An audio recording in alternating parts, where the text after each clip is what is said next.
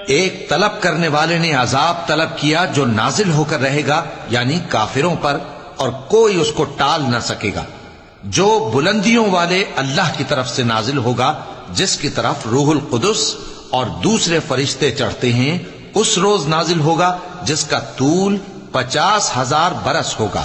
تو تم کافروں کی باتوں کو حوصلے کے ساتھ برداشت کرتے رہو۔ لوگ اس دن کو دور سمجھتے ہیں جبکہ ہماری نظر میں وہ قریب ہے۔ اس دن آسمان ایسا ہو جائے گا جیسے پگھلا ہوا تانبا، اور پہاڑ ایسے جیسے رنگین اون، اور کوئی دوست کسی دوست کو نہ پوچھے گا حالانکہ ایک دوسرے کو سامنے دیکھ رہے ہوں گے۔ اس روز گناہگار چاہے گا کہ کسی طرح اس دن کے عذاب کے بدلے میں سب کچھ دے دے، یعنی اپنے بیٹے اور اپنی بیوی اور اپنے بھائی اور اپنا خاندان جس میں وہ رہتا تھا، اور جتنے آدمی زمین پر ہیں غرض سب کو دے ڈالے، پھر اپنے آپ کو عذاب سے چھڑا لے۔